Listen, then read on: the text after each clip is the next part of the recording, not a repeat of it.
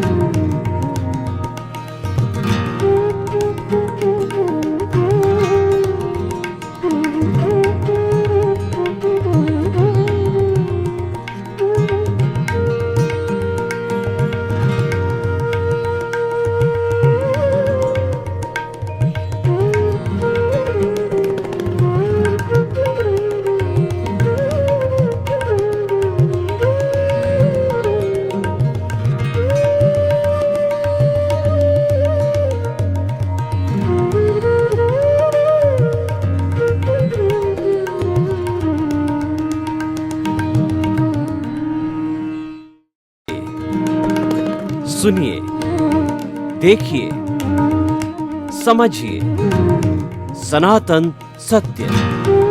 जैसी दृष्टि वैसी सृष्टि, दृष्टि विज्ञान। कुदरत, कुदरती रचना एवं कुदरत के कानून से शाश्वत सुख की प्राप्ति। जोधपुर के परम पूज्य महात्मा उपासक प्रोफेसर डॉक्टर सोहन राज तातेड़ के निर्देशन में सनातन सत्य। जैसी दृष्टि वैसी सृष्टि, दृष्टि विज्ञान।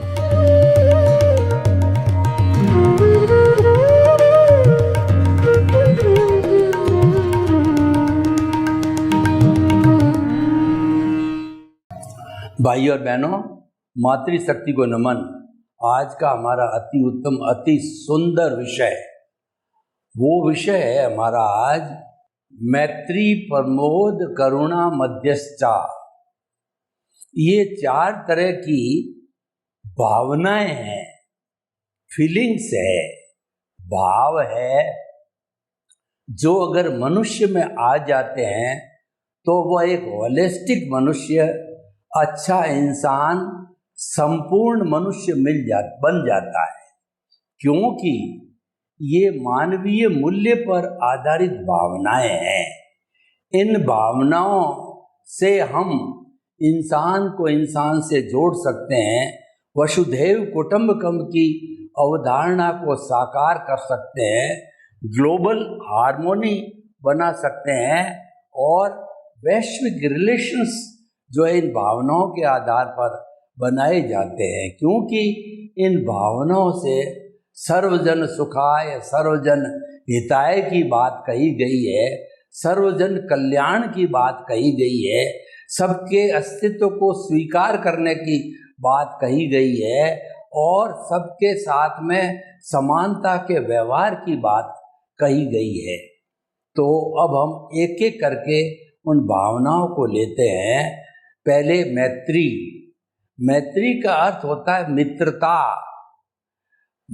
मैत्री के लिए मित्रता कहा गया है कि जो है खामे में सब जीवे सब्बे जीवा खमंतु में मिट्टी में सब भुएसु वेरन मज्जन केणई।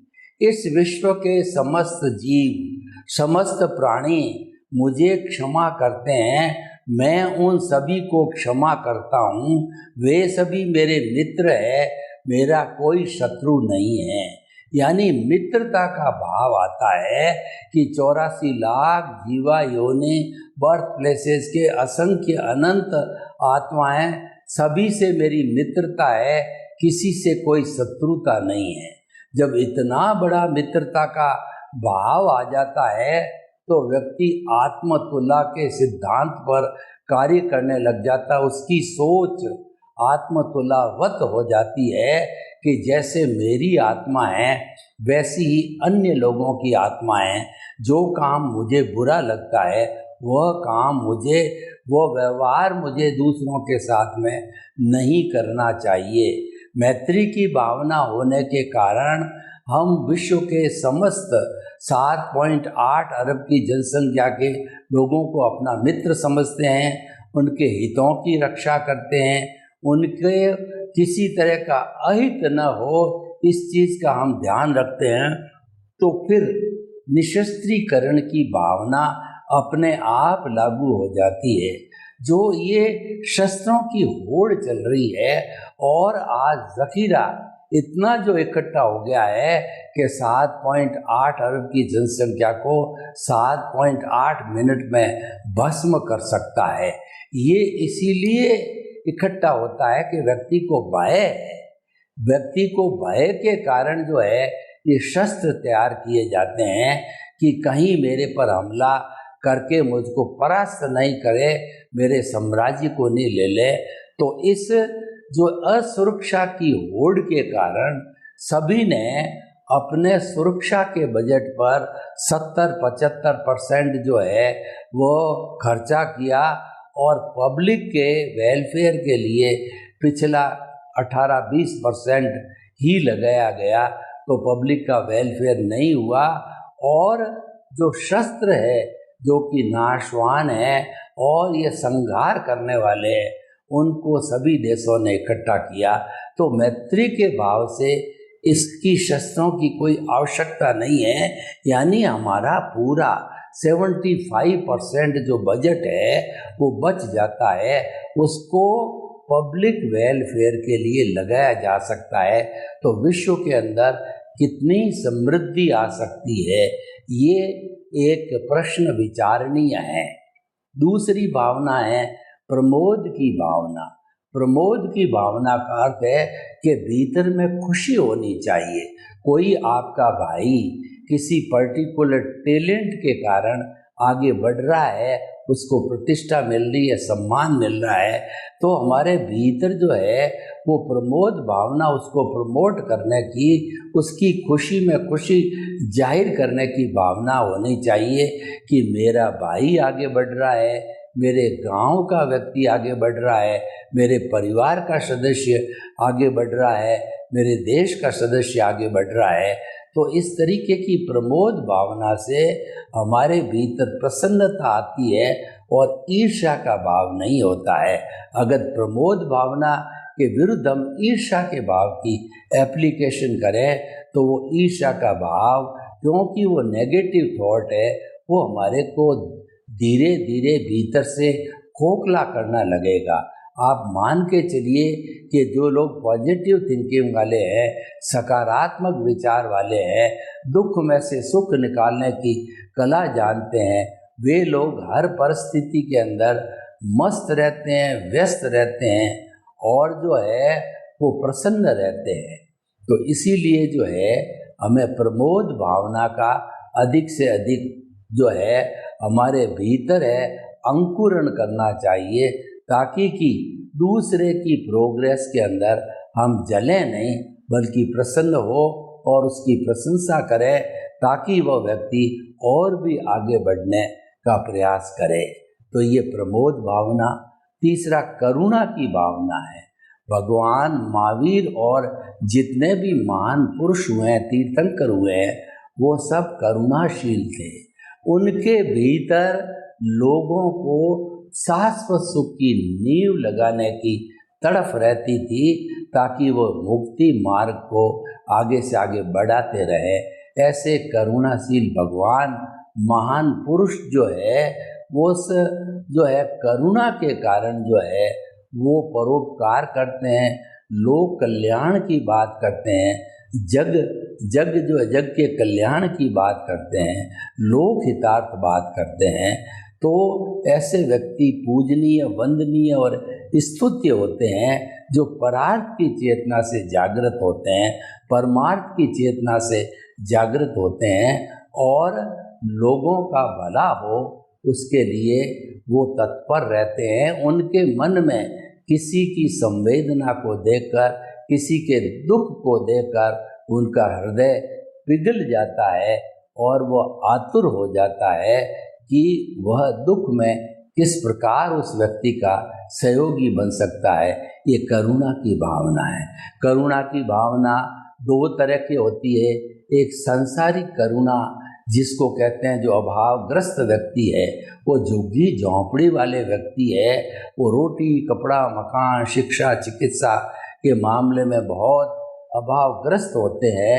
और कोई व्यक्ति जो है अपने भाग्योदय से पुण्योदय से उसके पास में अच्छी संपत्ति है, तो उसे उसका उपयोग उन झुग्गी झोंपड़ी के लोगों को ऊंचा उठाने के लिए किया जाना चाहिए, ताकि कि वो भी जो है वो जो हमारी वर्तमान की चिंतन धारा है समाज की, उसके अंदर जुड़ सके।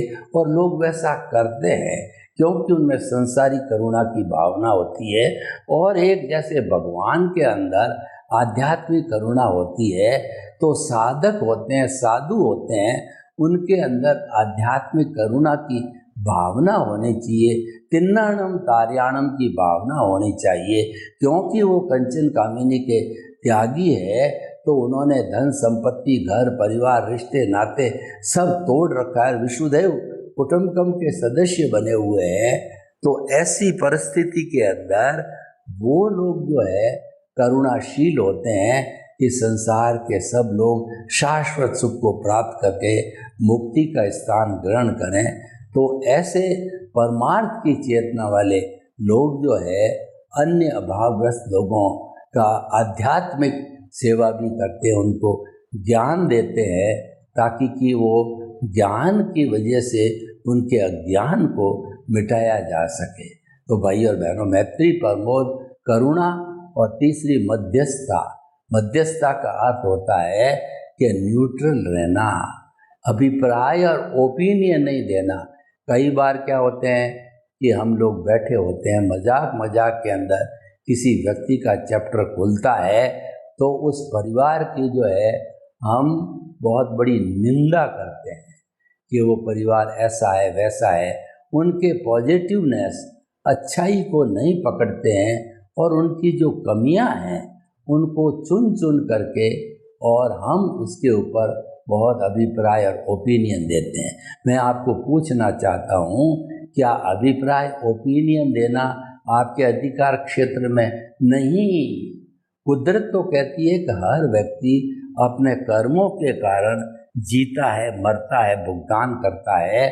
तो दूसरे व्यक्ति को जो जीवन जी रहा है, चाहे सुख का है चाहे दुख का है, उसके बारे में उसको कोई अभिप्राय ओपिनियन देने का क्या अधिकार है और ये अधिकार उसको किसने दिया? तो कुदरत कहती है मैंने तो किसी भी प्राणी को न तो जो है कर्ता बनने का अधिकार दिया है और न ही वो कर्ता बनता है, नहीं बन सकता है, क्योंकि उसकी वीटो पावर सिर्फ मेरे पास है, मेरी कोई ब्रांच नहीं है। और जो हमारी व्यवस्थित शक्ति, हमारा विभाग है जो द्रव्य क्षेत्र काल भाव पे काम करता है, वह भी हमारा विभाग है। तो इस तरीके से जो है वो मध्यस्थता का अर्थ होता है। कई बार हम किसी का सहयोग कर पाते हैं, कई बार नहीं कर पाते हैं, कई जो बार जो है हम लोगों के प्रति विनयशील, व्यवहार कुशल रहते हैं और कभी नहीं रह पाते हैं। तो ऐसी स्थिति में यह स्थिति मध्यस्थता की स्थिति कहलाती है। आप साइलेंट रहो, आप अभिप्राय ओपिनियन मत दो। हम बैठे बैठे किसी व्यक्ति के प्रति अभिप्राय दे देते हैं कि उनकी परिस्थितियों का, उनकी तकलीफ का बिना जो डीप स्टडी किए कह देते हैं कि फला व्यक्ति तो जो है करप्ट है और फला व्यक्ति जो है वह जो है देखिए अभी समाज में सबसे आगे जो है बैठता है और सबका अगुवानी कर रहा है समाज में, जबकि इसकी और इसके खुद की जो है स्थिति को मालूम करें तो ये व्यक्ति भ्रष्टाचारी है, अपराधी है, फिर भी इसको ऊंचा स्थान दिया जाता है, दिया जा रहा है।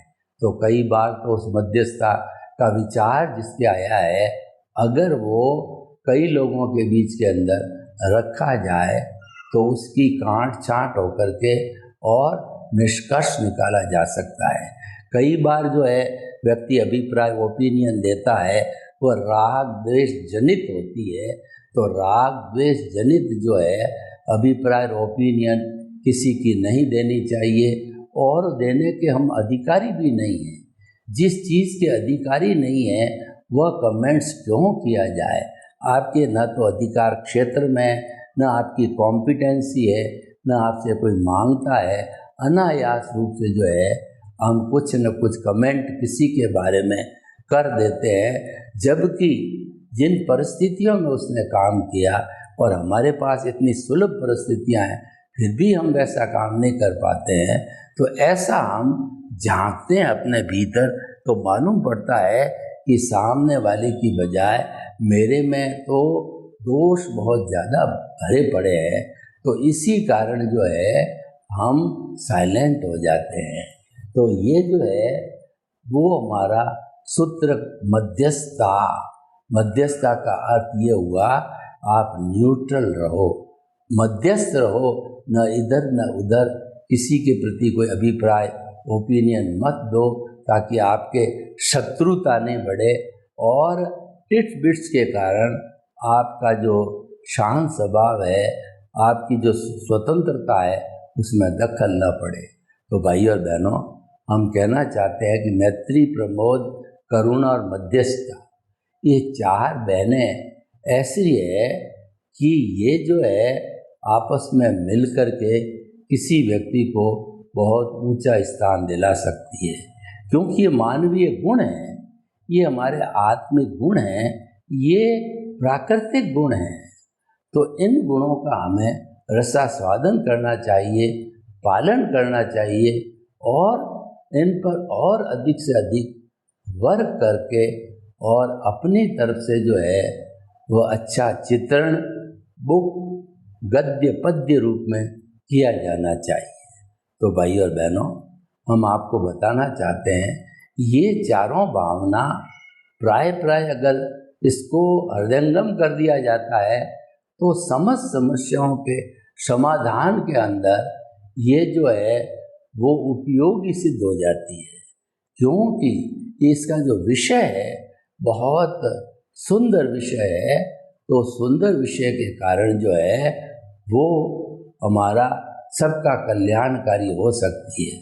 तो भाई और बहनों, हम आपको बताना चाहते हैं कि जो आज का हमारा ये एपिसोड है कि मैत्री, प्रमोद, करुणा, मध्यस्थता, ये चार भावनाएं, इसको जो है राष्ट्रीय स्तर पर बहुत अच्छा उपयोग किया गया और ये चारों भावनाएं हमें जीवन के अंदर हर समय हृदयंगम और आत्मसात करनी चाहिए, क्योंकि इन भावनाओं के अंदर बहुत बड़े गुण छिपे हुए हैं।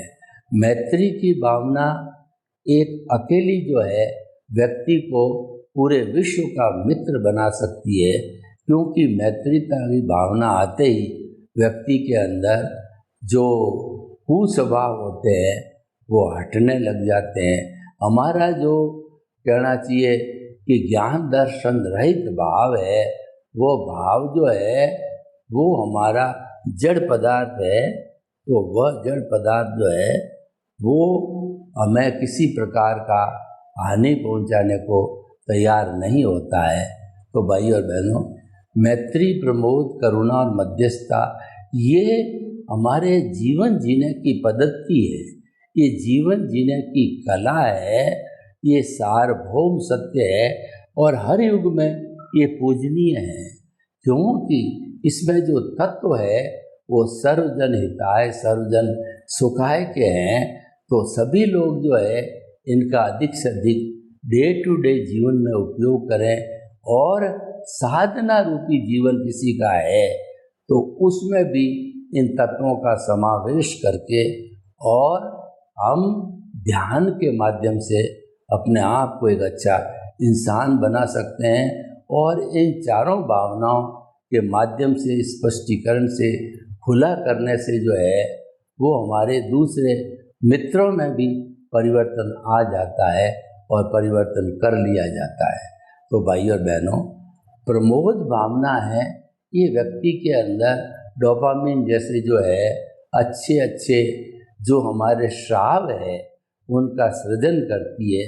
उसके भीतर इसके कारण वो हमारे जब अंतःकरण तक पहुंचता है तो एक खुशी का माहौल पैदा करता है, और उस खुशी के अंदर हमारे कोई गम होता है तो हम भूल जाते हैं। तो भाई और बहनों, ये लाइव एक्शन है, ये चारों भाव सदा बाहर रहते हैं, क्योंकि ये हमारे सीधे आत्मा से जुड़े हुए होते हैं। तो आप देखिए, पहला जो दो हमने बताया मैत्री, दूसरा प्रमोद। प्रमोद प्रसन्नता आता है, दूसरे को ज्यों ही देखा कि ये आगे से आगे बढ़ रहा है तो मन के भीतर जो है वो उसके प्रति सम्मान की भावना पैदा होती है और वो आगे बढ़ता ही जाता है। और करुणा की भावना से हम किसी के दुख को शेयर कर सकते हैं। किसी को अगर दुख हुआ है तो उसकी आत्मा से क्षमा याचना करके कि मैंने इस जन्म के अंदर आपको कोई कष्ट दिया है तो शुद्ध अंतःकरण से मैं क्षमा याचना मांगता हूँ। तो ये जो मैत्री, प्रमोद, करुणा और मध्यस्थता चार भाव है, ये हमारे शुद्ध भाव है। इन शुद्ध भावों का उपयोग करने से हमारे नए कौज मोक्ष के लायक और सहायक पड़ते हैं। अतः जो है हमें ऐसे भावों का बहुत अच्छा उपयोग करना चाहिए, और इसके साथ साथ के अंदर और भी हमारे अच्छे अच्छे भाव होते हैं, जैसे कि हमारा जो है चार जो है हमारे मुख्य भाव हैं जो भीतरी जगत के अंदर काम करते हैं। निमित्त, निर्दोष, अकर्ता और शुद्ध आत्मा। निमित्त का अर्थ हुआ कोई भी कार्य आपके हाथ में है तो और वो कार्य संपन्न किया जाता है तो वो कार्य मैंने किया ऐसे नहीं, इस कार्य को करने के अंदर मैं निमित्त बना। ये मकान मेरे निमित्त से खड़ा हुआ, ये बाल बच्चों का भरण पोषण मेरे निमित्त के कारण हुआ, और मैं तो जो है इतने साधु साधियों की पढ़ाई में निमित्त बना, इतने विद्यार्थियों को संस्कार प्राप्ति के अंदर निमित्त बना। तो हर क्षेत्र में आपको निमित्त बनने का अभ्यास करना चाहिए। और निर्दोष जब हम ये मानने लगते हैं कि मैं तो निमित्त हूँ और नो ब्लेम नो क्लेम वाली बात आ जाती है, तो ऐसी भावना के अंदर हर व्यक्ति को हम निर्दोष मानने लग जाते हैं। हम फीलिंग करते हैं इस व्यक्ति का कोई दोष नहीं है, इसको तो जो है भेजा गया है कुदरत के द्वारा और संजोग जुटाने के लिए इसका आना जरूरी था, तो इसको भेजा गया है। तो मैत्री, प्रमोद, करुणा और मध्यस्थता। करुणा जो है वो व्यक्ति का, जो किसी को दुख देख करके हम भावविहल होते हैं, तो मानना चाहिए हमारे करुणा की भावना है और इस भावना से अभिभूत होकर के हम उसको हर प्रकार की जो है सहायता के लिए तैयार हो जाते हैं। तो भाई और बहनों, मैत्री, प्रमोद, करुणा और मध्यस्थता 4 भावनाएं हैं जो इससे हमारा जो है ये जीवन है नियंत्रित होता है और ये जो है लाइव एक्शन कराती है। इन भावनाओं की एप्लीकेशन होते ही जो है हम सनातन सत्य की ओर जाते हैं और ये आर्ट ऑफ विजन कहलाता है। यानी ये भावना आर्ट ऑफ विजन के साथ जुड़ जाए तो हमारा प्रभु जो आर्ट ऑफ विजन के साथ में जीवन जीने की पद्धति के साथ के अंदर जो लगा हुआ है, तो उसमें भी हम सहभागी बन सकते हैं। इस तरीके से आगे जो है हम इन चीज़ों का प्रचार प्रसार करते रहेंगे, तो आगे जो है हमारा ये सारा सिस्टम है पूरा, ये अच्छी तरीके से आगे बढ़ता रहेगा। सर्वे भवन्तु सुखिनः, सर्वे सन्तु निरामया। लोग के जीवों को सुख मिले, शांति मिले, आनंद मिले, प्रेम मिले, सौहार्द मिले और हम सब मिलकर के मैत्री, प्रमोद, करुणा और मध्यस्थता की भावना को डेवलप करके शाश्वत सुख की नींव लगाएं। आपके प्रति मंगल। ओम शांति।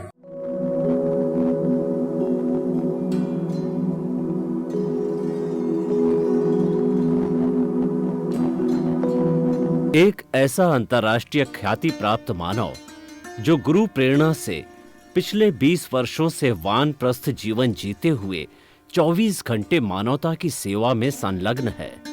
एक ऐसा मानव जो अभी राष्ट्रीय, अंतर्राष्ट्रीय टीवी चैनलों पर 7,500 एपिसोड के माध्यम से सनातन सत्य, आत्मविज्ञान एवं पुनरुत्थान, व्यवहार एवं निश्चय जगत के जीवनोपयोगी विषयों पर हृदय स्पर्शी प्रवचन कर चुका है।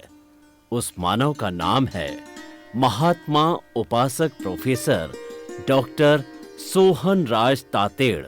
प्रोफेसर तातेड़ द्वारा योग, दर्शन, शिक्षा विषयों पर रचित पीएचडी स्तर के 250 शोध ग्रंथ भारत के 100 प्रतिष्ठित विश्वविद्यालयों में शोधार्थी पढ़ रहे हैं तथा वे सभी शोध ग्रंथ वहां की सेंट्रल लाइब्रेरियों में उपलब्ध हैं।